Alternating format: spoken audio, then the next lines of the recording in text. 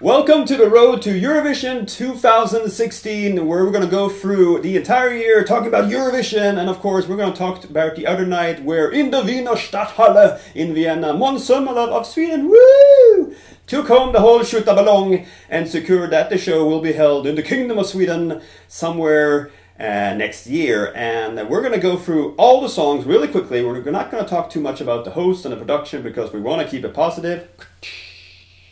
So here we go. Sweden!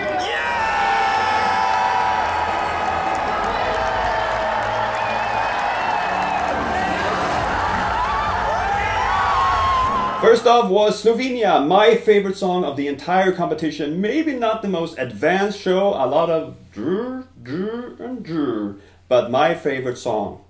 Then came Big Five, France, which had a powerful song, but slightly depressing with the post-World War II background, although it got better, but yeah.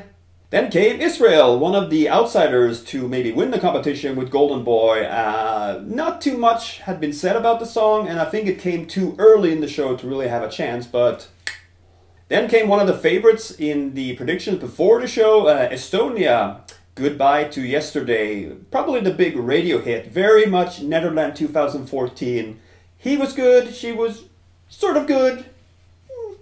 Then came another big five, the UK. UK hasn't done really that well in the last couple of years, and they decided to send a song that probably wasn't like tailored towards Eastern Europe. Cool show, but not really there. Ended up like fourth to last. Armenia, Don't Deny, so many intentions and so confusing. Then came Lithuania with This Time, a lovely couple hopping around the stage, a lot of making out between a lot of people. And the thing I liked about this song is that they actually address the audience, because it becomes very much TV based with cameras there, cameras there, cameras there. And I like the fact that they were like, come on everybody, sing along! Sort of. Serbia loved this song. What a powerful woman. What a cool woman. She was like, boo! Then the song kind of just balla, as we say in Sweden towards the end. But I liked it. I liked it a lot. Norway, neighboring country with another powerful ballad. I did not like the music video, but the live performance was awesome. Very beautiful. Although I liked the song from last year, Storm, a lot more. But a build up towards Sweden! One of the main favorites to win the whole Schutaballong, as I said, and he delivered what I thought was one of the few performances where they actually made use of the boring stage. I mean, the stage was just, it's a round stage, flat. Very few acts actually used the stage. Måns Zelmerlöw of Sweden did it, and shoo! Then came Cyprus, one of my personal favorites as well, although it got a position between, two of the favorites, so probably not ideal, and it didn't get that many points. It got 8 points from Greece. Ouch. But I liked it, and I will keep listening to it.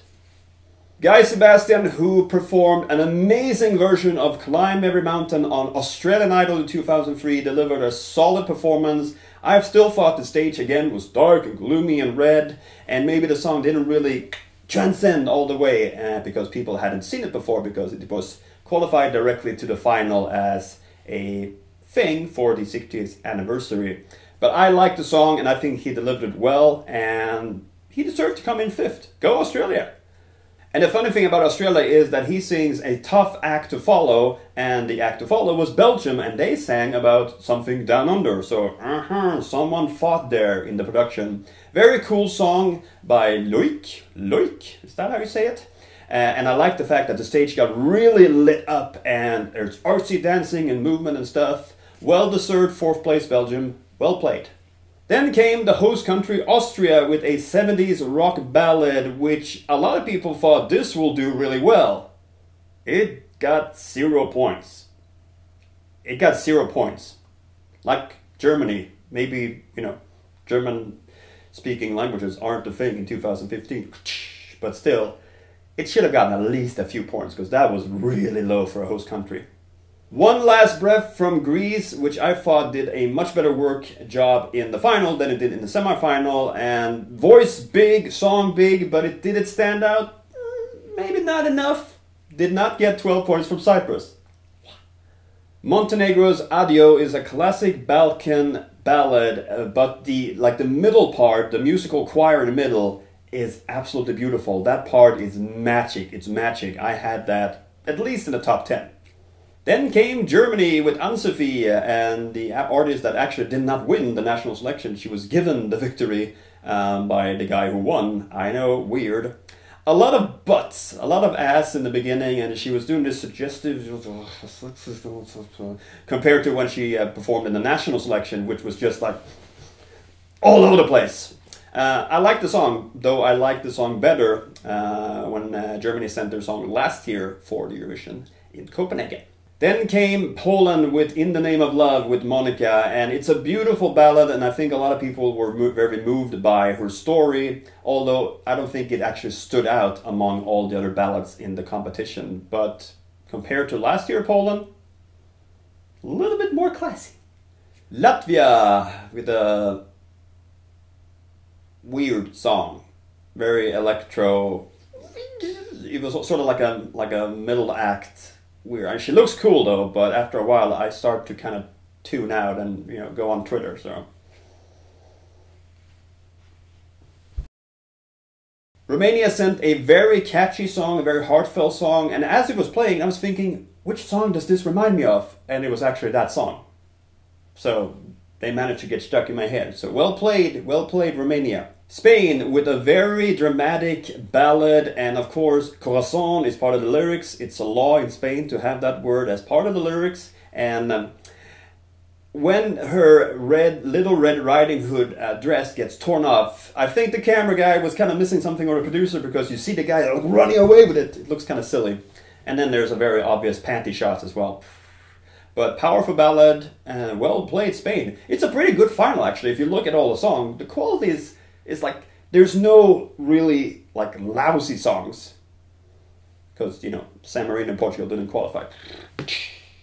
A lot of people called Hungary song a snooze fest. I kind of liked it. I like it when they take it down to just basic song and basic acoustic instruments. I like. Maybe I'm just happy because Sweden won. I thought everybody, love for everybody, even Portugal. Then came Georgia with Warrior, very angry woman shouting and screaming. I got a Winterfell vibe, if you know what I mean. Another act that made good use of the stage was Azerbaijan, with animalistic people jumping around and around. There was smoke and nice background. Very solid song. Didn't do as well as I thought it would do. I thought it would do top 5 at least, but good song. So came Russia with Polina Gagarina and A Million Voices, one of the strongest songs in the competition, but coming from Russia, there's a little bit of clash between, what the Russian politics, and I know politics shouldn't be a part of Eurovision, but of course it is. Look at Azerbaijan and Armenia, happy friends hopping along each other's path. So you have the Russian politics and their feelings on what is the core Eurovision audience, and it's kind of like, I wish people wouldn't boo though. It's better to cheer for someone else like they did at the end of the voting. But I think she did a really good job. I wish her all the well, and I hope that maybe the country that she comes from starts to see things differently. Let's make the event in Sweden one of those, it really works, look, people having fun together. And I have to say this, I was at Eurovision 2013 in Malmö and Eurovision 2014 in Copenhagen, and within the arena, the people are there, there's nothing but love between the people there. I just wish some of the politics would kind of, be a little bit more subtle. Out. Love. Building bridges. Good bridges. Eco-friendly bridges. Second song to last was Albania, which did much better actually in the results than I thought it would do, because it was squeezed in again between two favorites, Russia and Italy. Il volo.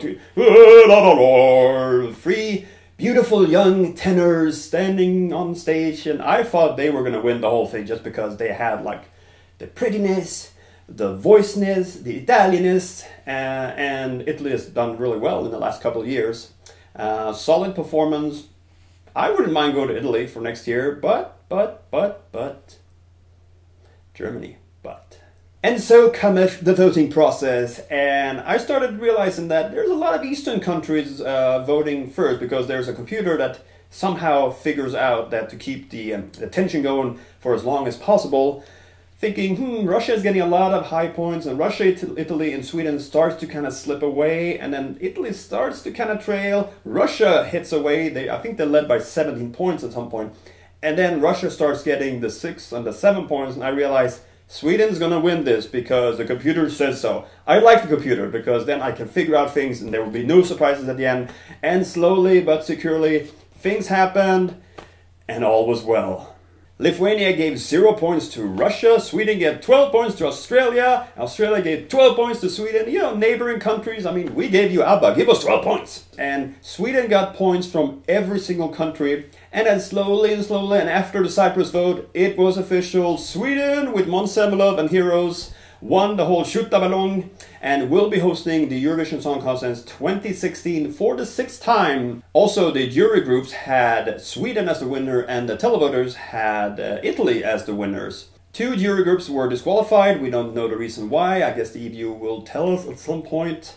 And looking at the bottom, Austria and Germany got 0. 4 out of the 7 countries directly qualified towards the final were in the bottom, so I don't think the whole Big Five being qualified directly to the final is actually a good thing, because people don't get to hear the songs and they have to make the decision like spot on at the first listening, which is probably not a good thing. So this was episode 1 of Road to Eurovision 2016, a weekly show, and of course I want to ask your thoughts. What did you think about the whole show, the production, the host, Conchita, all the songs, which were your favorites, which ones were like, which ones should have been in the final but weren't, and all of that jazz. All you can think of, let me know in the comments. I will see you next Monday for more Eurovision talk.